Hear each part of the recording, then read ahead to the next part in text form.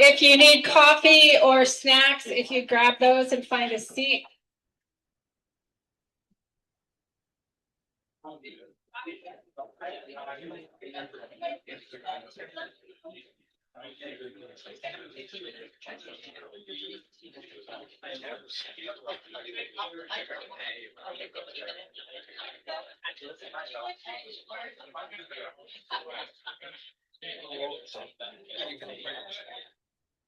We're so glad you all could join us today.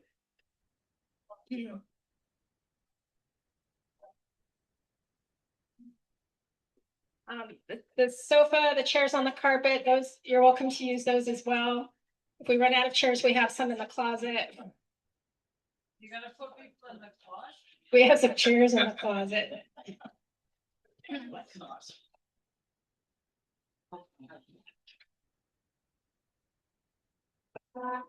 I'd like to start with praying a prayer for the courts of justice from the Book of Common Prayer. On page 821, if you want to look for it later. The Lord be with you. And also with you. Almighty God, who sittest in the throne judging right, we humbly beseech thee to bless the courts of justice and the magistrates in all this land, and give unto them the spirit of wisdom and understanding, that they may discern the truth, and impartially administer the law in the fear of thee alone, through him who shall come to be our judge, thy Son, our Savior, Jesus Christ. Amen. I'm so grateful Lowell agreed to do this forum. Lowell's a member of our church. He's on the vestry, and he began his career as a federal prosecutor in the Office of the United States Attorney for the District of Columbia. I have a very, very long bio here. He has served as Assistant General Counsel of a federal regulatory agency, the Commodity Futures Trading Commission. And after his government service, Lowell was a partner in a law firm in DC, where his practice focused on white-collar criminal defense. Lowell left private practice to join the law department of a Fortune 100 aerospace defense company, Northrop Grumman Corporation, as Assistant General Counsel. He's still practicing in private practice. We're so grateful to have him here. He can fill in the gaps that I left out. Please welcome Lowell.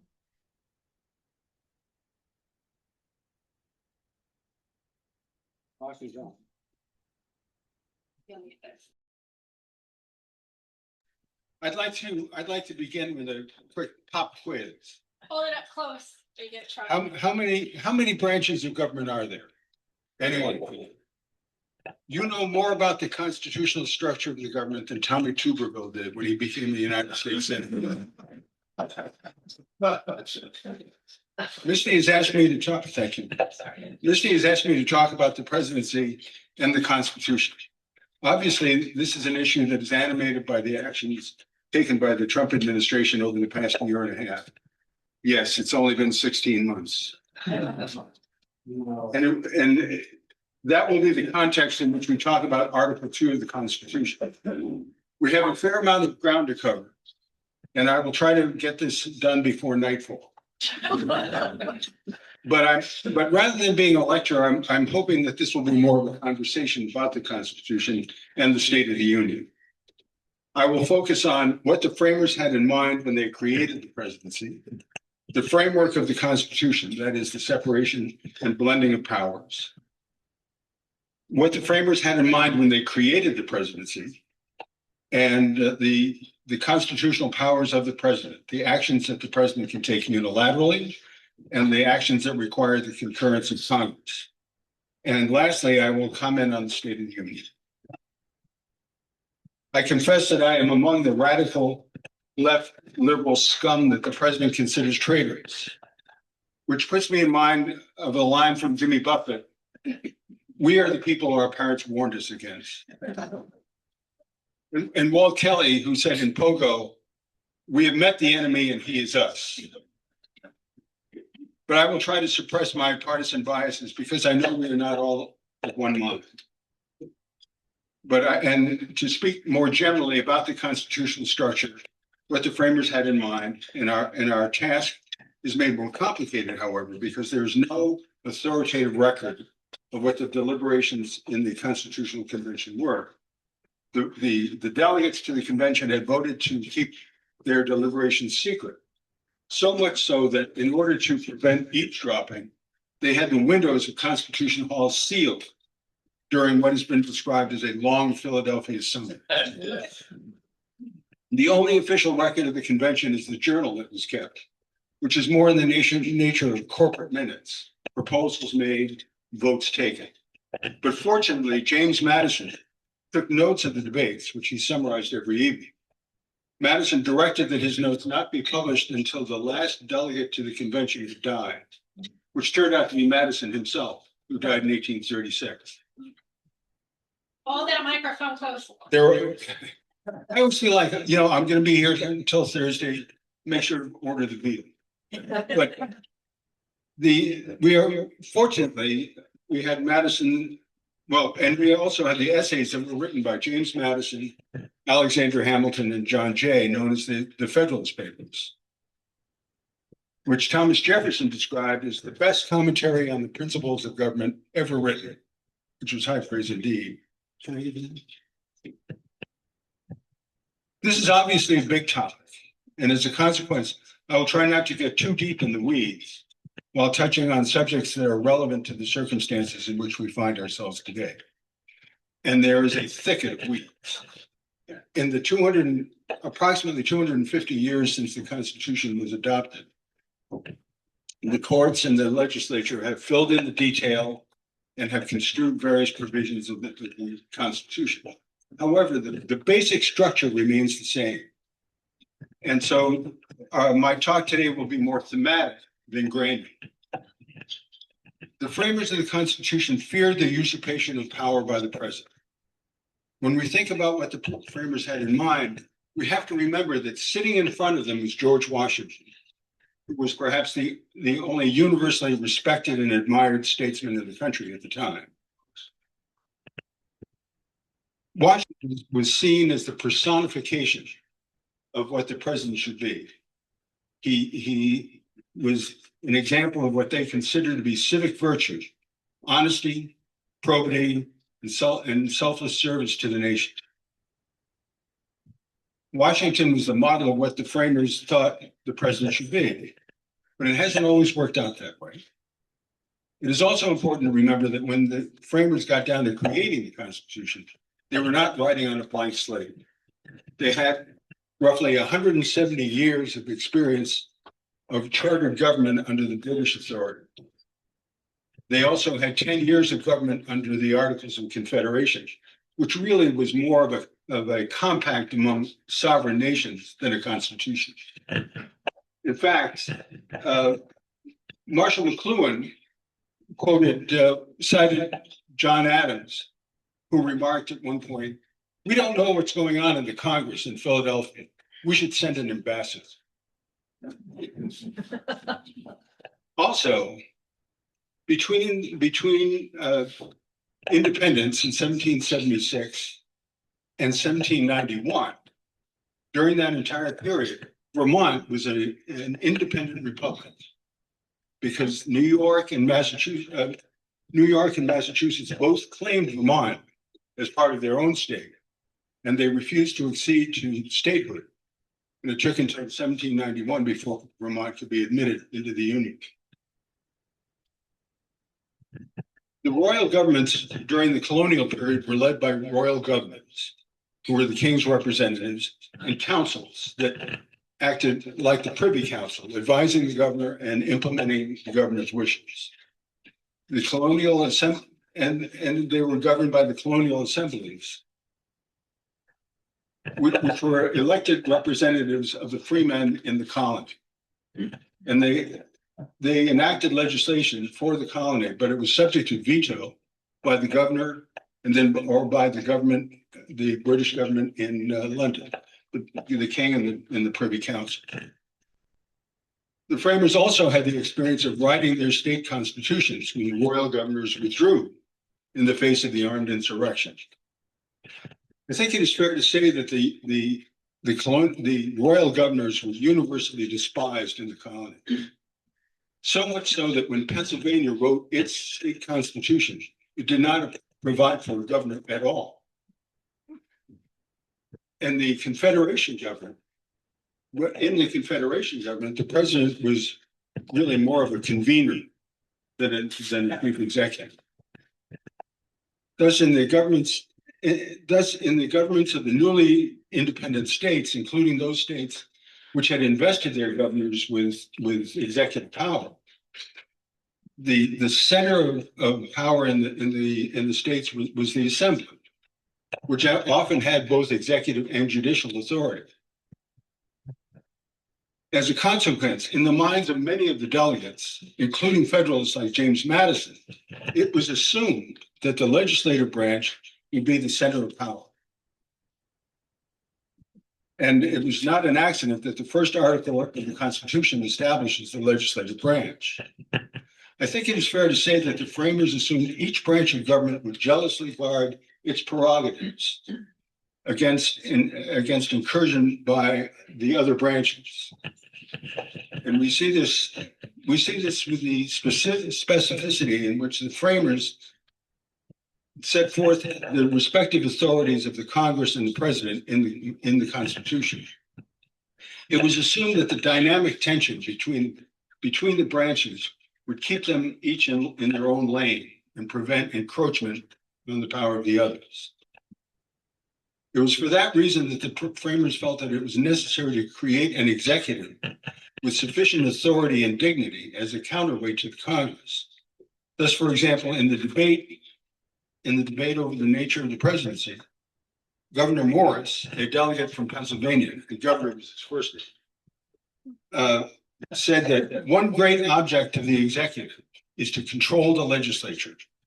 Morris went on to say, it is necessary that the executive should be the guardian of the people, even the lower classes, against legislative tyranny, against the great and the wealthy, who in the course of things will necessarily compose the legislative body. And therefore, the executive should be so constituted as to be the great protector of the mass of people. Morris would later oppose impeachment, arguing that giving the Senate the power to remove the president would make the president subservient to the Senate. Of course, there were also delegates, among them Alexander Hamilton, who believed that a monarch would be the most efficient governor. And it was proposed that the president should enjoy a life tenure in office. I couldn't agree more.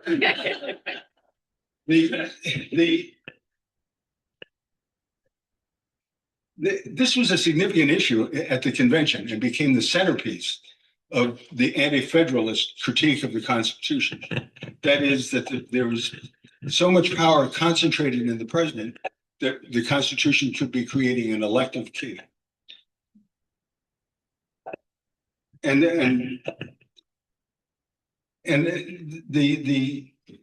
the framers knew that they anticipated that there would be a president, frankly, like Trump, a president who would excite popular passions to his advantage and who would threaten the constitutional order, which is why we have an electoral college and why the framers made provision for removal by impeachment. But what the framers did not anticipate was such an accommodating Supreme Court and a Congress that would abrogate its authority as an equal branch of the federal government to oversee and keep the executive in check. Now, before we talk about the constitutional structure, are there any questions? Yes, question. Yes, sir. I don't know if you can enlighten us a little bit. Why did the colonists hate their governors so much? Well, first of all, the governor was the representative of the royal authority, which they did not like, and the government was an autocrat. The governor had complete power in the colony. There was an assembly only because the British government thought that in order to attract colonists to America, they had to have some say in their government. You know, they were British citizens after all, and in the charters for the colonies, they were guaranteed the rights of free Englishmen, which meant having a voice in the government. But that was not exactly the case in the colonies. The governor could do what he wanted, when he wanted. And as I say, he could veto legislation just simply by doing it. And there was no going back to the assembly for a 2/3 vote as there is under the Constitution. So when we think about the structure of the Constitution, we should remember that the framers were inspired by the diffusion of power between the king and the parliament and the lords and the commons under the British Constitution. And we learned in civics class, or at least I remember being taught in civics class, that our constitutional structure was influenced by Montesquieu's theory of a relatively strict separation of powers among the branches of government, which has gained currency with the appointment of Brett Kavanaugh to the Supreme Court. But this is not completely accurate. Rather, the distribution of powers in the federal government was really a blending of powers, of the powers assigned to the several branches. As Justice Robert Jackson explained in his opinion in the steel seizure case, which was when Harry Truman nationalized the steel industry to prevent a strike by labor that would interrupt supplies for the Korean War. Justice Jackson wrote that while the Constitution diffuses liberty, it also contemplates that practice will integrate the dispersed powers into a workable government. And speaking of the separation of powers, Jackson went on to explain that the Constitution enjoins upon its branches separateness but interdependence, autonomy but reciprocity. This was also the view that Madison had expressed in the Federalist Papers, which I just mentioned.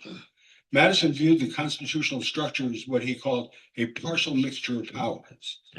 Madison recognized that a rigid separation of the powers would not result in a workable government, but instead what was needed was a structure in which the three branches of government were so connected and blended as to give each a constitutional control over the others.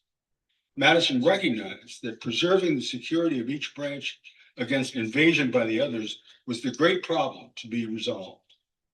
And the constitutional scholar Edwin Corwin characterized this constitutional structure as an invitation to struggle. Thus, the place of the Congress and the president in the constitutional structure should be viewed as part of an integrated whole, such that, as Justice Jackson also explained, when the president acts in accordance with the express or implied authorization of Congress, the president's authority is at its maximum. In contrast, however, when the president takes measures incompatible with the express or implied will of Congress, his power is at its lowest ebb. And Justice Jackson warned that a president's claim to autocratic power, such as Trump has claimed, which is at once so conclusive and preclusive, it must be scrutinized with caution. For what is at stake is the equilibrium established by our constitutional system. In keeping with this organizing principle of the separation of powers, Madison wrote in the Federalist Papers that an executive despotism is not the government we fought for, but rather it was one in which the powers of government should not only be founded on free principles, but in which powers of the government should be so divided and balanced that no one branch could transcend its legal limits without being effectively checked by the others. Are there any questions now? We're about to talk about presidential powers. Yes. I can't help but listen to you with the understanding that we have an overarching power that's greater than government. And that is our economic system. And the economic system, where capitalism rules or controls the members of government, to the point that they believe if they have difference of opinion with the economic powers, they will be removed. So inevitably, we would end up with someone who is basically a corporation with private interests at heart. The economic elite have been part of American history. When I look at our current situation, I think of the so-called golden age at the end of the 19th century. Gilded age. I always think of it as gold. They think of it as gold. The Gilded Age, at the end of the 19th century, when the oil barons, when the great capitalists controlled the government, they controlled all three branches. I mean, there were railroad lawyers on the Supreme Court. I think that just happens. That's not a new phenomenon. And the challenge really is for the government to be independent of those interests. And we've done everything we can to create a situation in which the wealthy can have undue influence over the government. It's very true. But that's not, the Constitution didn't really contemplate that. Can I grab this? It's rattling. Never been good with it. We have a stand. Anybody? I'll get the old college strut. We do in the sanctuary.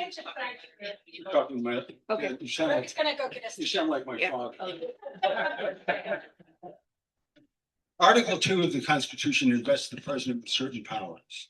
Some of those powers are wholly within the president's authority, while others are not. For example, the president alone has the power to grant reprieves and pardons, as Trump did with 1,600 of the January 6 rioters. There have been allegations that some pardons and reprieves have been secured corruptly. And Trump is not alone in this. We may remember that there was some scandal around the pardon granted to Mark Rich by Bill Clinton. But there have been reports that pardons and reprieves have been given by President Trump to significant investors in the Trump enterprises. However, because the Supreme Court has ruled that the president cannot be investigated or prosecuted for crimes committed within the scope of his authority, the president's motivation in granting pardons and reprieves can only be inquired into in connection with impeachment. Also, while appointments to senior positions in the executive branch require the consent of the Senate, the president can fill vacancies in the executive branch when the Senate is in recess. Such appointments expire at the end of the next legislative term. Trump has made use of these so-called recess appointments and other interim appointments in order to avoid senatorial scrutiny and the requirement of senatorial consent. Here we go. Thank you, Greg. God, I feel like I should sing a song. I won't.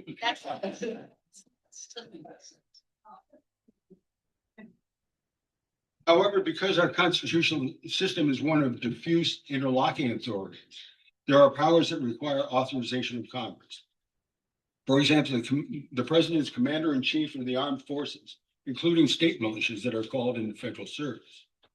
But only Congress can declare war. And for that reason, it is debatable whether so-called military actions or incursions are within the bounds of the Constitution. It sounds like they're going on a picnic. And although the president is authorized to respond militarily to imminent threat under the War Powers Act, the president must seek congressional authorization in order to prosecute the conflict beyond 60 days. Also, the president is authorized by the Constitution to conduct the foreign relations of the country, including the negotiation of treaties and the appointment of ambassadors. But the Senate must ratify all treaties, which then become US law, and must consent to ambassadorial appointments. Only Congress can enact legislation, but before legislation can become law, the president must concur, and the president has the authority to veto legislation, very much like the royal governors, only it is subject to override by a 2/3 vote of each of the houses of the legislature. And lastly, the president has the authority to appoint executive officers and jurists, but the Senate must consent to appointments. Although, as I noted, provision is made in the Constitution for short-term recess appointments. Problems arise when the line between the president's authority and the authority of another branch is not bright. And President Trump has exploited these ambiguities. For example, Congress enacts laws, and the president is charged by the Constitution and the oath of office to see that the laws are faithfully executed. However, the executive has absolute discretion concerning the enforcement of the law, so long as enforcement is not for a prohibited, discriminatory, or unconstitutional purpose. Trump announced that the Department of Justice will not enforce the Foreign Corrupt Practices Act early in this administration. And the Foreign Corrupt Practices Act was an area in which I specialize, but I'm not bitter. Similarly, Trump has directed that the Department of Justice not prosecute certain individuals held in contempt of Congress.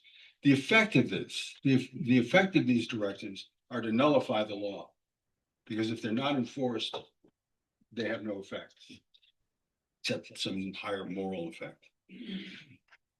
Now, the following is going to be a bit in the weeds, and I apologize.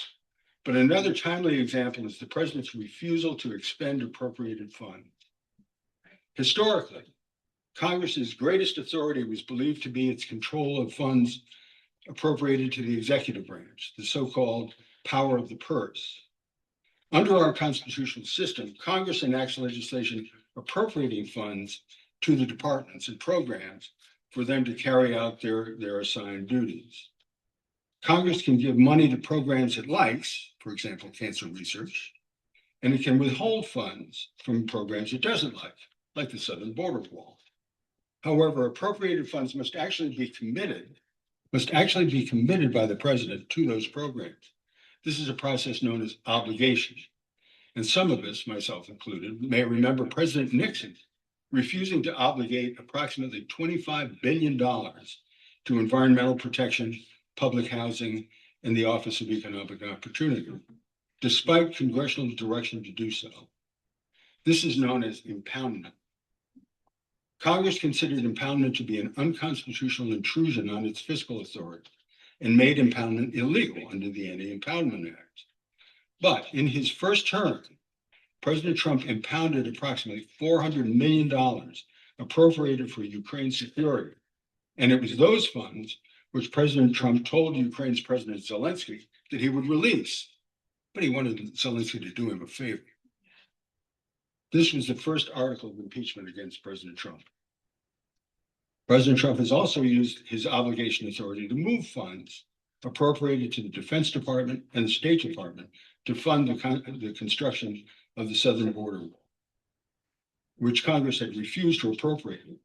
Trump justified his transfer of the funds, claiming that the funds were being used for their intended purpose, national security, despite Congress's express mandate to the contrary. Trump has eliminated an agency of government established by the Congress, the Agency for International Development, claiming that because it was an agency of the executive branch, he has the authority to do so unilaterally.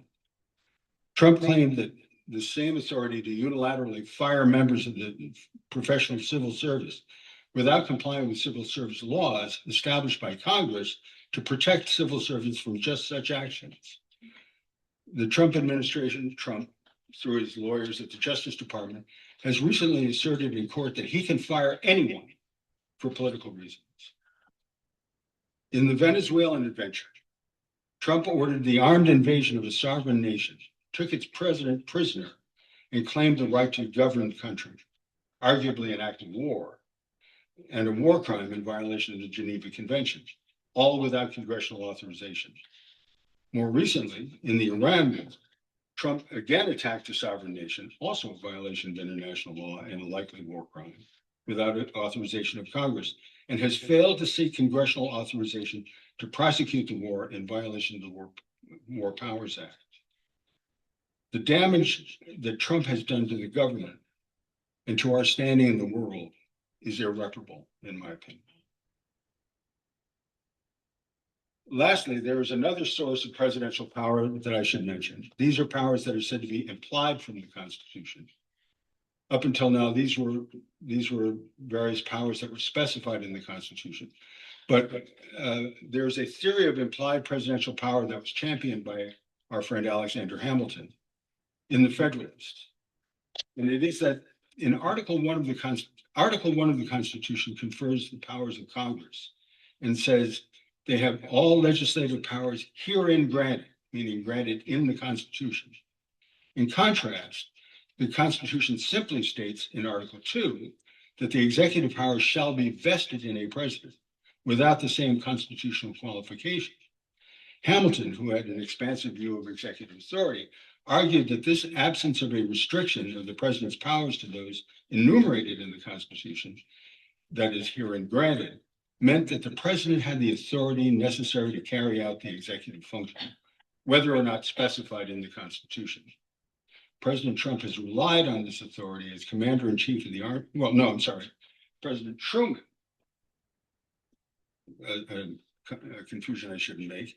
President Truman relied on this authority as commander-in-chief to nationalize the steel mills during the Korean War, which the Supreme Court held had been an unconstitutional usurpation of Congress's authority. The Constitution's provision that the president was to see to the faithful execution of the laws has been interpreted to mean that the president has the authority to issue executive orders, directing the executive departments on how they are to interpret the law and administer the law. So far, President Trump has issued almost 500 executive orders, including his order directing the Department of Homeland Security not to recognize birthright citizenship secured by the 14th Amendment to the children of undocumented immigrants. This is an issue which is now pending before the Supreme Court. I can hardly wait. Presidents can also dictate law enforcement policy, which, as I mentioned, can nullify the laws. The president has relied on the implied power to issue signing statements, popular during the George W. Bush administration, in which the president says what he interprets the law to mean at the time he signs it into law, which becomes the policy of the executive department and can effectively modify or amend laws passed by Congress. In the field of foreign relations, the president can enter into executive agreements with the heads of foreign states, such as trade agreements, which are legally binding, but which do not require senatorial consent. Now, it was recently reported that there is a memorandum of understanding between Trump and the Iranian government over a ceasefire. This would be in the nature of an executive agreement and would not involve the Senate. Presidents have cited their implied authority to assert executive privilege in order to prevent the public disclosure of their communications with their advisors. And for example, Trump ordered all the employees of the executive branch not to cooperate with the congressional investigation of the Ukraine affair and the congressional impeachment proceedings. It is also reported that Trump intends to require all civil servants to sign non-disclosure agreements, which is probably unconstitutional and could constitute obstruction of justice. Perhaps most significantly, the president has authority to respond to emergencies when there is insufficient time to consult with the Congress. In such an emergency, the president can deploy the armed forces to protect the national security, as recognized in the War Powers Act. And in the case of an imminent nuclear attack, the president can deploy nuclear weapons. And I would note that in the first Trump administration, as a check on this power, General Mattis and the Secretary of State Tillerson had an agreement, which was conveyed to the senior military staff, that nuclear weapons could not be deployed without their concurrence, because frankly, they didn't trust the president.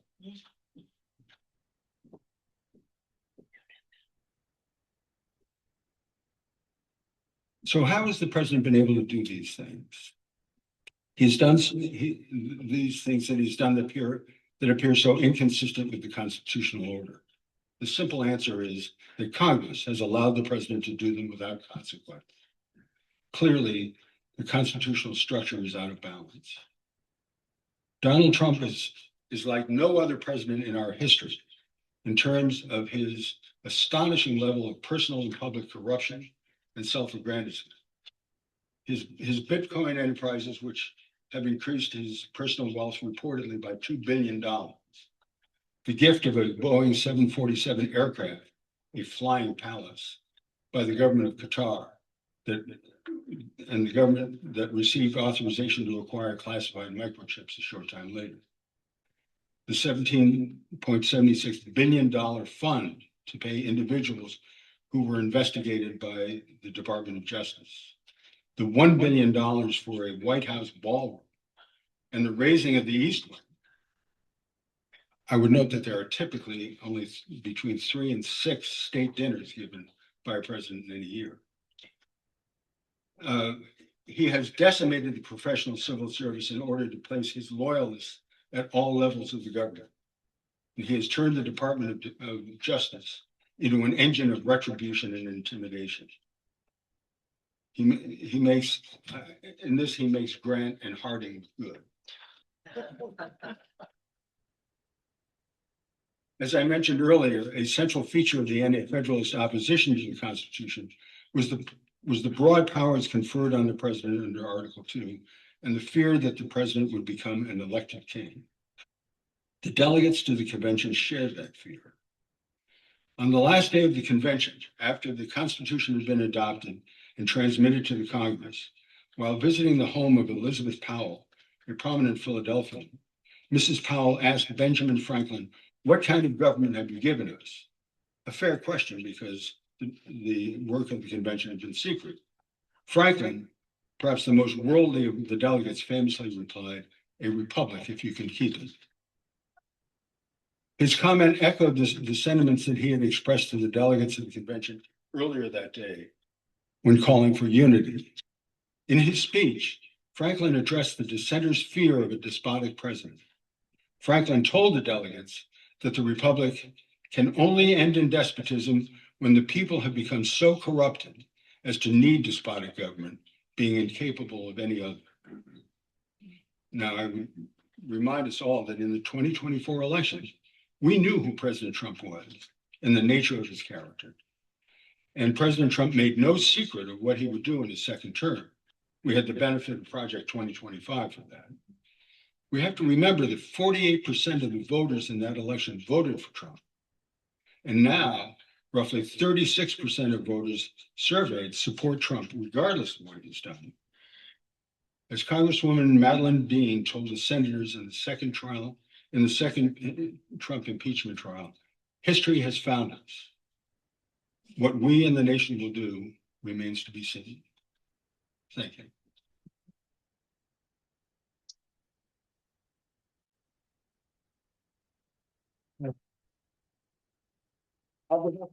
I'll be happy to answer any questions, but first, I hope you will plan to attend the presentation by our own Dr. Joseph Miller and his talk on thorough civil disobedience on June 21st. be there or be square. Are there any questions? Yes, sir. With regard to the non-disclosure agreements, Yeah, is there any protection for federal employees under the whistleblower act? oh, that's one of the reasons why I think it may be illegal. And certainly they have a First Amendment right under the Constitution. The civil service. Yeah, the civil, and there's the Civil Service Act, exactly. I mean, that's. Civil servants were given certain protections so that they would be immune from politics. Trump is blown right past that. And so, and that's currently in litigation now in the courts. The non-disclosure agreements are problematic for a number of reasons. I mean, one is that they're trying to silence whistleblowers, which is illegal. Violates their First Amendment rights as long as they're not disclosing classified information. And it could be an obstruction of justice if what they want to say is reporting a crime. So it's certainly unclear whether that will stand up, but he's going to try it. My way. Yes, ma'am. Sorry, I'm an employment lawyer here. The other thing with them is that courts are loath to enforce agreements like that if they violate what's called public policy. And for all the reasons Lowell said, the First Amendment, you know, you have to base, they are federal employees, so the Constitution applies, but they, remember, they also have a right to privacy under it too, so they balance those two things. What are they saying, you know, and does it need to be heard? So when I was reading the articles about that, when we were talking about it, we thought that probably if they get the right judge, they would be struck down on those grounds alone. Yes, right. One of the things that the framers don't seem to have contemplated was that either or both of the other parts of government would roll over and play dead. Exactly. But this didn't happen all of a sudden. Congress has yielded, for example, the authority to go to war. Congress has yielded that to the president for a long time. Decades ago. I mean, the Korean War, which Truman called a police action, was never approved by Congress. We fought there for quite a long time and we lost a lot of people. But there are times, it seems to me, when Congress finds it very convenient to yield that authority to the president, because then it's his war, not theirs. Right. And it's kind of surprising to me that the framers never considered, or they don't seem to have considered, that incentive for Congress to yield its authority to the president. Yeah, remember, they thought that the government, the center of the government was going to be the Congress. And, you know, they did have perhaps a naive and overly optimistic view of who would be in a national service. But you're right, they didn't contemplate that the Congress would willingly give up its authority and certainly wouldn't roll over for the president. And you're right. I mean, if you look back, we went to war in Vietnam, and it was only later that only after the conflict had begun that they passed the Gulf of Tonkin resolution, which was founded on a lie. Yeah. So, I mean, yes, I mean, Trump is not the cause of this, he's the beneficiary. Gary has a question back here. Gary. Yeah, you know, Trump has had enablers, obviously, in order to complete his rise to despotism. And the two I'm thinking of is John Roberts, who's Chief Justice of the Supreme Court in the judicial branch, and Mitch McConnell, the majority leader of the Senate, who have enabled him. Could you comment on their abrogation of their responsibilities? They have a lot to answer for. Will they ever? No, I mean, Roberts has a lifetime tenure, and McConnell is leaving. He's not standing for re-election. I mean, it's cold comfort, but history will be their judge. And to the extent that they care, then there will be a judgment. Yes, sir. Maybe going back to the Constitution and the founding fathers. The founding fathers divined a constitution and made some provision for making changes, but by and large made it quite difficult to make changes. We don't see any amendments coming in the recent past. Why did they really think that they divined the perfect constitution and therefore didn't need to make provisions for developing it? No, but they didn't want it to be too easy. No, but it No, I made mean- it impossible. Well, it's very difficult. And what it's become impossible is impeachment. It turns out it's going to be the ultimate way of holding the president in check. And, you know, frankly, if the president's party holds 37 votes in the Senate, a president will not be impeached. Right. So, I mean, there's public embarrassment, but that's all there is. And we really have not had, we've never had a bilateral impeachment. We had the recusant senators, including our very own Senator Fessenden, who voted to impeach, to convict Andrew Johnson. And we had some Republicans that crossed the aisle in the Nixon impeachment, our very own Congressman Cohen, for example. But as a practical matter, impeachment is not effective. Now, what was effective was, and it's my favorite story and my favorite impeachment story. Everyone should have. On the night that the House Judiciary Committee voted to impeach Nixon, Senators, Congressman Rhodes and the minority leader of the Senate, Hugh Scott, and Barry Goldwater went up to the White House to meet with President Nixon. And that evening they sat down with Nixon and Rhodes said, first of all, you're going to be impeached. And then Hugh Scott said, and you only have 15 votes in the Senate. And then Barry Goldwater, in a scene right out of Shakespeare, said, and I'm going to vote. I'm considering voting to convict. They left the White House and Nixon went to Alexander Hamilton, Alexander Haig. Forgive me. Alexander's mixed up. He went to Alexander Haig and he said, I'm going to resign. And he did. So that, I mean, yes, he was going to be convicted and yes, he was going to be removed because removal is automatic. Once you are convicted in the Senate, you are no longer president. I think we have time for two more questions. The politics of it This way. worked. Yes. It was a political solution, which I think the framers would have been thrilled. I'm sorry, yes. Let's assume that the Supreme Court is just finished, okay?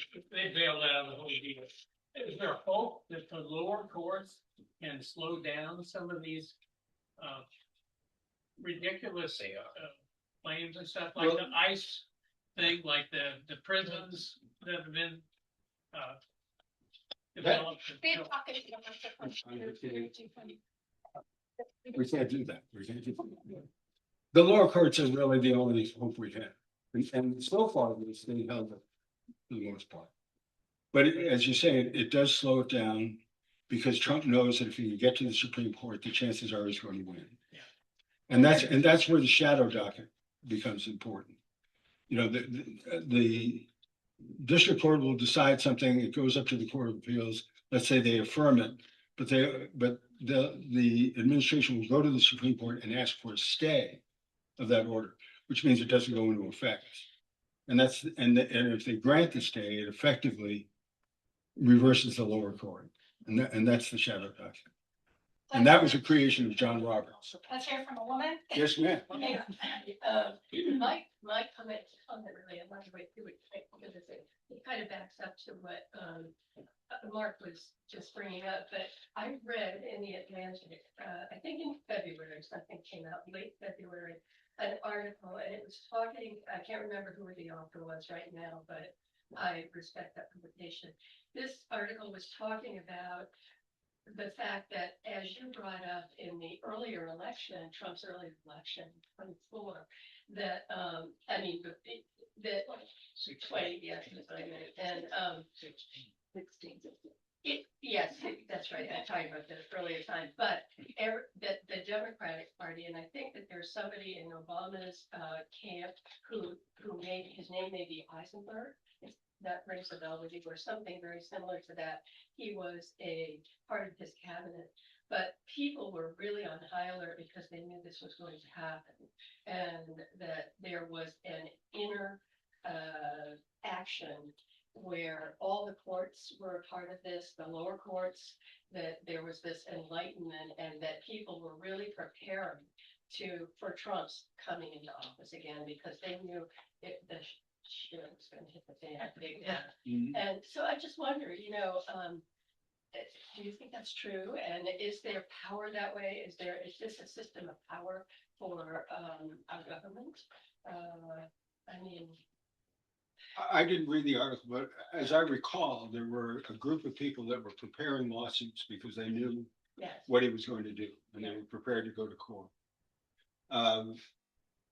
That's why the court, I mean, that's one of the reasons the courts are there. I mean, John Marshall said it is emphatically the business of the court to tell you what the law is. And so if you feel that, if there's a person or a body that feels that the Constitution has been violated and they personally have been hurt, yeah, they can go to court and try to stop it. And that has happened all the time. I've forgotten how many lawsuits there have been, but there are, 200 lawsuits over various actions that the Trump administration has taken. Thank you. Greg here on the left has had his hand up for a while, and then we'll wrap up. Oh, yeah, sure. If I may, I'm just gonna switch to another precedent. I'm just curious about parallels. The decision to house all the detainees in Guantanamo, I know Bush administration relied on 2 lawyers, this group of lawyers, to determine their designation and the ability to set all that up. Because in 2002, we had like over 600 detainees. Are there any parallels to that decision with what we're talking about with Trump? I'm not sure, because certainly after 9/11, there was general agreement that there was an emergency. And frankly, Bush and the Office of Legal Counsel and the Justice Department took advantage of that. I mean, the Office of Legal Counsel said that waterboarding was not torture. I question whether they would like to be waterboarded. But so there was this atmosphere of emergency at the time. I think Trump has tried to create that with the immigration issue. So I mean, to that extent, I think there's perhaps a parallel. But to me, at least, they're qualitatively different. Remember back in the Second World War, Congress passed a law that the Japanese Americans, citizens, natural born citizens, could be put in detention camps. And the Supreme Court upheld it and then later reversed it. But I mean, emergencies create bad things. That's civil liberties tend to be pushed aside. But we hope that's not legal precedent. Anybody else? And it's still daylight. Thank you. One quick thing, slightly aside, imagining that Trump is no longer in office. But is there my own little hope for retribution in this? But when he, I'm assuming would be out of office, is there any congressional mechanism that would provide for the citizens to sue Trump or through Congress some action that would recoup the billions of dollars that he has made off this presidency?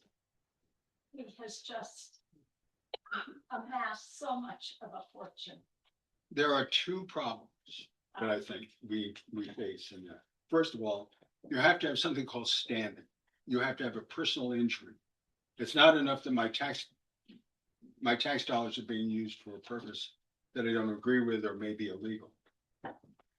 And second, the Supreme Court has said that the president cannot be sued civilly for actions within the scope of his authority. Oh, simply.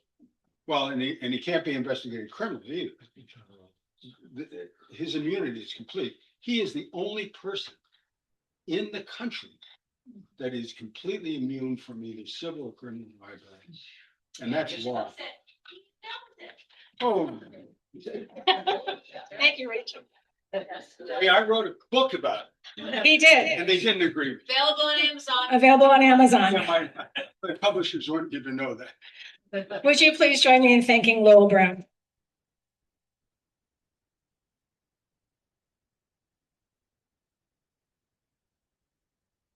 I'm so pleased with the turnout. Thank you for coming. As Lowell mentioned, this is the first in a series, our summer civics series. The next one is June 31st, June 21st. And on that note, we have flyers on the table going out. And if you're joining us for the first time and you'd like to be on our email list for events only, we will not send you pledge cards. If you'd like to be on the events only email, please sign up on your way out. And it's time to get your copy of Civil Disobedience. If you have Walden Pond at home, it's usually in the back. You can also find it on the Gutenberg Press website, and Gulf of Maine and Brunswick has several copies for us. Some housekeeping.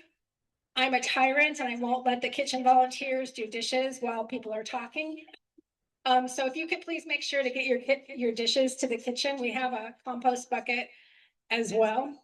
Am I missing anything? Can we get a round of hands to the kitchen folks, the volunteers for the food? And thanks again, Lowell. And then